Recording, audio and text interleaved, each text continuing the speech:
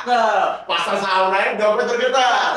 Harga minyak naik, semua bersabar. Cakep. Yang penting gajian tetap lancar jaya, perut tidak bergetar. Assalamualaikum warahmatullahi wabarakatuh. Waalaikumsalam warahmatullahi wabarakatuh. Kembali lagi dengan podcast finance terbaik dari kami, mahasiswa terbaik bangsa, mahasiswa IPB University. Hari ini ada berita hot apa nih kita nih? Nah, ada dong, seru banget. Tahu nggak sih hari ini rupiah lagi melemah banget, Bil. Lah, kok bisa rupiah kita yang tercinta ini melemah? Ada apa nih, Bang? Itu dia, rupiah melemah karena USD makin lama makin kuat nih. Kalau kita lihat dari Eropa, misalkan kayak Jerman, itu ekspor besarnya apa? Ya industri otomotif gitu ya. Misalnya dari mesin, industri, dan bikin mobil gitu. Kalau dari Brazil kita lihat kayak ya dia ekspor hasil bumi, tengkeh, dan lain-lain. Kalau Argentina juga kayak sama, dari sapi dan kawan-kawan gitu. Asli, keren banget. Tapi lu tau nggak? Lu kebayang nggak? Ekspor terbesarnya Amerika itu apa? Apa tuh, Bil? Yap, bener banget. Ya, gue ngeblank.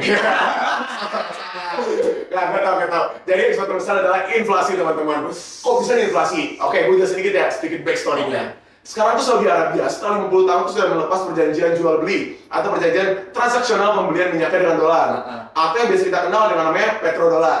Sekarang sudah dilepas dan Arab Saudi sudah membuka opsi multi transaksional currencies. Jadi sudah tidak menggunakan US dollar lagi. Dan kalau hal-hal seperti itu terjadi, seperti Saudi tidak menggunakan USD, nah apa sih dampaknya Bim buat Amerika? Nah, itu dia dampaknya. Tahu nggak sih kalau misalkan kita beli bensin, misalnya kayak Pertalite, solar, dan lain-lain, itu kan hasil dari perut bumi, kan dari Indonesia ya. Nah itu mayoritas dari negara Arab Saudi Timur Tengah dan kawan-kawannya gitu, khususnya Arab Saudi. Secara volume sebesar 735.000 ton, nah itu kita diimpor dari Arab Saudi gitu. Kita biar pakai apa? Rupiah? Enggak. Pakai yen? Pakai rial? Enggak. Tapi kita pakai apa? Arab Saudi. Nah ternyata bener, kita pakai US dollar. Kok bisa gitu? Padahal janjiannya kita berdua, Arab sama Indonesia. Nah ternyata ada alasannya. Karena Amerika Serikat itu sendiri dulu pada tanggal 8 Juni 1974 didatangin di atas kapal truk Arab di Timur Tengah di era Presiden Nixon. Jadi mereka bikin pendatanganan di atas kapal perang gitu. Benar. Gokil banget ya. Tapi di sana tau gak sih, Arab Saudi itu fun fact yang mereka tuh dipaksa tau buat menggunakan mata uang US dollar. Karena mereka tuh punya namanya agenda terselubung, hidden agenda, asik. Bahasa Inggris nakaran besar ya. Pada zaman itu, semua negara itu memperdebatkan hasil tambang dan mereka sudah melihat bisnis yang mencuan itu bukan dagang komoditas, tapi namanya ekspor uang. Waduh. Jelasin Bim, gimana Bim? Waduh. Seru banget nih, Bil. Tapi di dulu nih tahun 1944 sebelum perang dunia berakhir, jadi udah ada krisis gitu di mana-mana. Udah kayak ada ketanda lah, ini perang bentar lagi mau berakhir nih karena udah krisis, udah gak ada duit lagi.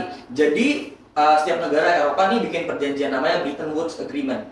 Jadi dia bikin kesepakatan kalau dagang pakai mata uang dolar itu dibatasin. Jadi untuk harga 1 pound emas itu harganya 35 dolar. Nah itu udah fix dan tidak bisa berubah, tidak bisa naik, dan benar-benar tidak ada inflasi di angka di sana. Itu kalau bisa lihat secara historically harga emas tahun 1940 sampai 70 itu cenderung tuh stabil, Bil. Harganya 35 dolar dan nggak pernah berubah. Wow. Itu selama 30 tahun gitu. 30 tahun tuh Bim? Selalu stagnan sampai situ? Stabil di 35 dolar itu, Bil. Dan tiba-tiba naik? Tiba-tiba naik setelah dilepas pack-nya di tahun 1970. Oh, damn. Berarti ini sebuah berita yang sangat-sangat menarik sih, karena ada perubahan yang drastis banget ya. Tapi gue mau bahas hal lainnya, Bim. Kita mungkin rada-rada melenceng dikit atau sedikit berubah ya. Gue ada fakta terbaru ya. Wah, fakta apaan tuh, Bil? Dengan peristiwa yang baru-baru terjadi. Nah, peristiwa apa tuh, Bil? Penembakan. Waduh. Bim, lu mau gak jadi pacar? Ya. Salah pacar. Wah gitu. Tapi penembakan yang beneran ini. Jadi kalau lu tahu, akhir-akhir itu ada penembakan. Bagus-bagusan jadi Oke, penonton.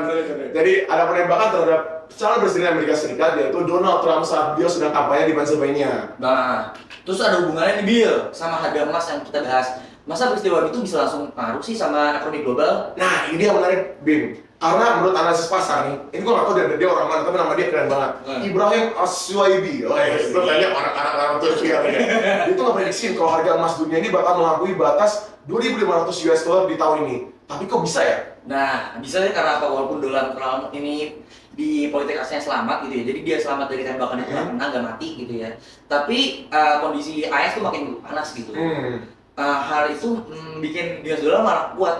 Dari sebelumnya tuh yang kayak lemah banget kan, udah mulai banyak isu-isu. Nah, tapi sekarang setelah ada penembakan itu malah jadi lebih kuat lagi, Bil. Kok bisa gitu sih, Bim? Nah, kalau itu kita bisa lihat asetnya safe haven gitu ya. Jadi main aman itu di mana para pemodal besar kembali melakukan pembelian secara jangka panjang terhadap emas. Jadi udah mulai pada beli emas lagi. Nah itu yang bikin Amerika tuh dolar menguat lagi, Bil. Oh, karena pada beli emas lagi dari Amerika. Nah, tapi teman-teman ada fun fact baru nih.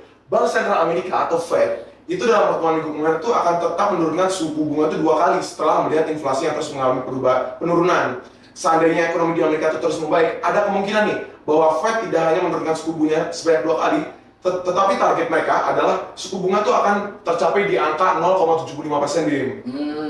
Gitu. Nah, terus gue juga dengar berita nih, Bill, dari kemarin. Apa tuh? Kalau ada kondisi saingan nih negara adidaya nih antara Amerika sama Cina, Oke. gitu, sama Tiongkok. Nah, buat menghadapi tekanan akibat perang yang dagang tuh ya, mereka udah lama banget, udah alot banget perang dagangnya.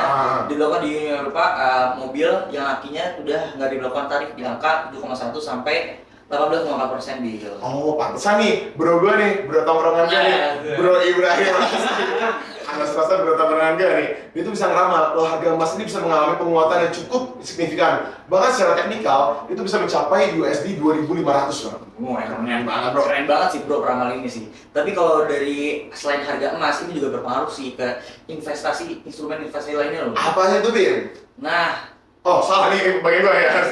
Oke, salah canda-canda. Oke, bener banget teman-teman. Jadi ini para investor dan pengusaha besar seperti CEO Google, Elon Musk, Jeff Bezos, itu ya teman-teman gue semua lah. Itu melihat dukungannya terhadap Trump itu dan berharap dia itu sembuh dan dia bisa menang malah. Jadi udah pada dukung ini ya sih para konglomerat ini. Benar. Jadi investor tuh kalau Donald Trump naik, jadi suku bunga The Fed tuh bakal ini hobinya ngelobi negosiasi gitu ya si Trump ini. Jadi track recordnya tuh jadi bagus gitu karena pebisnis suka pebisnis gitu gitu. Iya, benar. Pebisnis kayak ya udah gue pengen bisnis gue naik gitu. Jadi yang lain-lain pada ini juga gitu, pada dukung, pada support. Oh, pantesan kayak Jeff Bezos kalau masuk suka sama Trump tuh karena dia juga pengusaha, jadi dia ngerti lah struggle si Google, struggle ya semuanya lah ya. Udah sama-sama saingannya kan politisi 35 tahun. Siapa tuh namanya?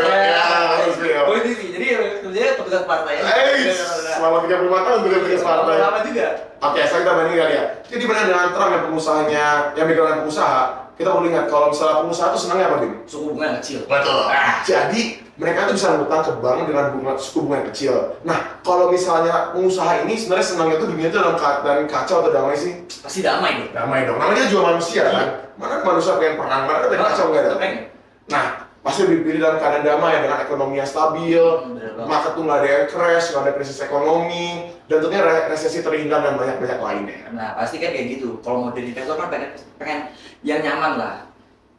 Kalau dari suku bunganya bagus, dari the Fed-nya turun suku bunganya, terus bakal jadi probabilistis juga si Trump ini. Terus dia juga membuktikan kalau jadi presiden dia melakukan deregulasi. Deregulasi apaan tuh? Nggak pernah denger tuh. Gue jelasin di sini ya, Bill. Oke, jadi kalau deregulasi itu bagian dari kebijakan negara, biasanya dari pencetus regulasi mengeliminasi beberapa poin peraturan yang dianggap tidak sesuai, tidak efisien. Jadi misalkan ada peraturan yang kayak banyak ribet nih buat jelimet gitu peraturan-peraturan ini. Nah, itu bisa di-cut nih sama si Trump ini. Jadi buat bikin lebih gampang nih buat ngejalin bisnis. Kalau dari ahli ekonomi si Adam Smith ini semua disebut the invisible hand, bos. Keren banget itu. Keren banget, oke lah namanya. Nah, dia bisa masuk ke ekonomi. Nah, ketika ekonomi sudah terlalu kuat sekali dalam artian oligarki yang terlalu powerful, nah dia bisa ikut campur ke dalam politik gitu. Waduh, tapi sebenarnya bahaya juga tau Bim kalau sama masuk ke politik itu. Tapi ya, ternyata terserah mereka juga, keputusan mereka juga ya. Tapi selain itu Bim, gue ada fun fact unik lagi nih. Tapi kan gue bisnis ulung. Lu tau gak bisnis dia apa aja selain yang lu pernah dengar? Ya pernah gue dengar ya tentang properti lah, dia punya Trump Tower. Bener banget. Kan Trump Tower itu salah satu tower paling terkenal yang ada di Amerika kan. Bisnis itu kan dia banyak banget di properti dan makanya itu dia makanya sesuai namanya dia pebisnis. Dia tuh cinta damai. Dia tuh bukan jual senjata yang kayak dilakuin sama presiden yang sekarang ini. Dia aja pernah tau gak sih, dia datang ke Korea Utara dan ketemu Mr. Kim Jong-un, Opa Kim Jong-un. Dia salaman sama dia, di mana hal tersebut tidak pernah dilakukan sama Presiden Amerika Serikat sebelumnya. Karena sama ini lo tau kan, mereka tuh selalu bermusuhan, selalu berantem lah ya. Dan dia tuh juga pernah salaman sama Presiden Putin. Bayangin ya? Friendly banget ya? Friendly banget, sebenernya dia aja apa Donald Trump ini dia red flag kali ya? Waduh, buat cewek-cewek gimana sama Donald Trump? Aduh, jangan dong.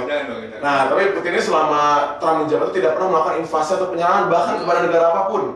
Jadi negara yang dianggap musuh oleh Amerika tuh, Trump itu bukan yang malah musuhin atau malah diperangin, dia malah dirangkul bro. Emang friendly banget ya orang. Jadi dia tuh musuh strategi perdamaian yang bagus banget. Nah, Gokil, kasih. ya at least 20 tahun terakhir ya dia tidak pernah namanya ngerasain perang gitu, beda dengan Obama, Joe Biden. Waduh. Jadi kok banyak tuh kalau masa-masa mereka kayak ada perang di Irak, di Afghanistan, di Perang Teluk gitu. Banyak banget. Selama Joe Biden dan Obama itu selalu perang loh, dan pada akhirnya duit Amerika itu malah bukan habis buat mengembangkan negara, mengembangkan investasi, malah akhirnya dipakai buat perang sama mereka. Iya. Kan sayang banget nggak sih, Bim? Iya. Nah, Donald Trump ini dalam 20 tahun terakhir yang tidak pernah menyatakan perang kepada negara manapun. Ini menurut data dan juga fakta. Nah, kalau bisa lihat kalau ada perang, harganya tuh bisa naik guys. Jadi kalau di negara penghasil minyak tuh bisa jadi lesu. Nah, bahan harganya tuh melambung tinggi, pasar sahamnya jadi lesu. Nah, kemarin kan kita udah ngerasain juga ya, Bil. Kedua harga minyak naik itu wah, itu ngerasa stres juga, banget, men. pusing juga gitu. Itu kalau harga-harga kayak gitu, padahal yang perang sono kan. Tapi kita yang kena terasa. ya udah, itu namanya efek internasional kali ya. Oke, nah kan kita sebenarnya senang ya sebagai investor tuh kita senang melihat presiden yang cinta damai, yang pro bisnis. Tapi sebenarnya apa sih untungnya secara eksplisit kepada kita sebagai investor? Nah, tadi udah disinggung juga sih Bill sebenarnya. Ada beberapa sektor yang digarasi bakal naik daun kalau Donald Trump jadi presiden. Nah, salah satunya yang utama itu sektor energi. Asik, Karena seru energi, ini. itu dibahas kan, karena tadi dia kalau ada misalkan dia enggak perang gitu kan, jadi nggak ada energi, nggak perlu krisis-krisis Iya. gitu, nggak mahal. Jadi energi ini jadi sentimen positif lah buat kita masuk di sektor-sektor itu. Sebagai investor lah ya kita. Nah, kita kan udah bahas nih masalah investasi nih. Benar, kita udah bahas masalah investasi nih secara global, terutama dari efek Trump jadi presiden. Nah, sekarang kita kembali lagi yuk ke negara kita tercinta, Indonesia. Nah, nyanyi kan? Salah. Nah, dengan berita hot yang menurut gue suatu pencapaian baru di negara kita nih, Bim. Nah, tapi itu gue mencium nih, Bim. Ada bau-bau yang unik nih, Bim, kita. Ada bau-bau ATH. Apa tuh ATH? Oh, benar banget. All time high. Asik. Jelasin, Bim. Nah, benar banget. Jadi per hari Rabu kemarin, tanggal 28 Agustus, IHSG, indeks harga saham gabungan ditutup bergairah kembali. Santai, bergairah aja loh. Bergairah kayak gitu ya. Oke, iya, salah. Bergairah kembali. Ya, jadi dia mencetak rekor tertingginya. Tadi sebelumnya udah lesu banget gitu. Kayak wah, udah pasrah banget. Ini nggak pernah naik nih dari 7.000 harga di situ aja gitu. Wah, Tapi iya. sekarang udah mencetak all time high-nya lagi. Nah, itu kan bikin kita wah, ini all time high lagi nih IHSG. Nah, kalau bisa kita bahas kemarin, transaksi itu ramai banget gitu, sampai 116 triliun. Sampai melibatkan 26 miliar saham yang berpindah tangan sebanyak 4,3 juta kali. Nah, kalau bisa lihat di sini, nah, dari awal Agustus itu udah mulai meroket gitu, Bill. Oh iya, bener. Sampai sekarang kemarin tuh Rabu 28 Agustus tuh mencapai all time high-nya ya. Bisa meroket ya. Wait. Tapi gue tahu nih, Bim, kenapa bisa all time high nih dari Nah, kemarin tuh. Jadi nilai transaksi yang jumbo itu karena ada namanya transaksi crossing jumbo dari saham PT Bayan Resources atau BIAN. Di mana melansir dari data RTI, transaksi terjadi di saham BIAN itu dari pasar negosiasi itu mencapai 101,8 triliun.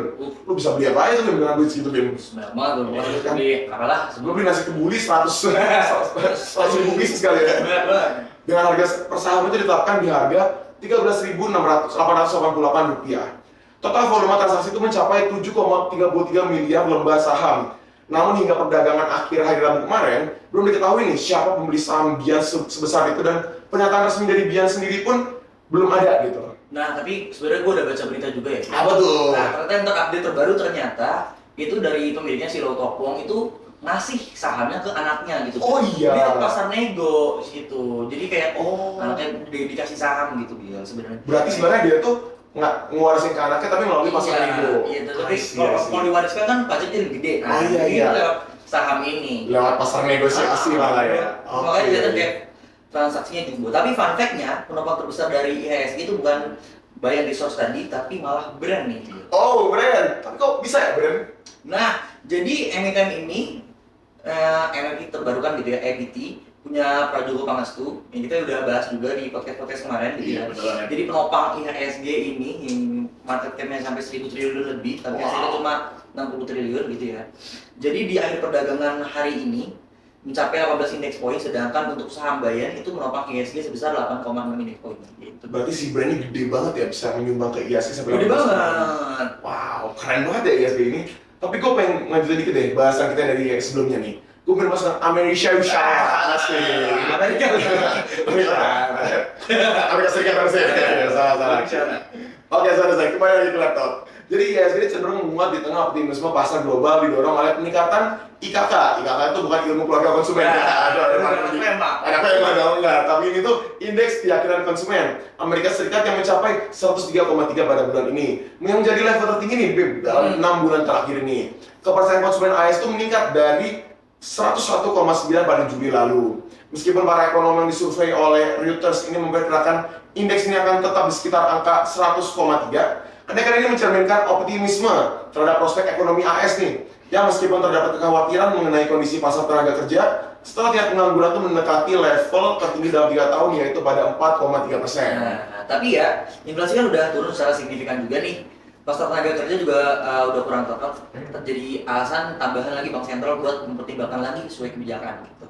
Pelaku pasar nih, para investor kita nih kayak kita nih Gil, itu nunjukin kalau The Fed memangkas suku bunga pada pertemuan di 18 September sebesar 71,5%. Itu gede banget itu Gil. Oke, tapi gitu gede banget sih habis gitu. Nah, tapi kita jadi bahas Amerika lagi nih. Iya tuh, emang AS tuh menguasai banget ya perekonomian ini. Iya cuy, tapi kita nggak boleh menutup mata juga dong sama apa yang terjadi di negara kita. Lu tau gak sih baru-baru ini kita masyarakat Indonesia sedang mengalami peringatan darurat karena ada suatu masalah yang sangat-sangat bahaya. Oh, tahu banget nih. Apa tuh? Yang itu kan yang Garuda biru itu. Iya, bener banget. Ya itulah pokoknya. Pokoknya ini pemerintah tuh semena-mena mengubah hukum kita menjadi politik dinasti.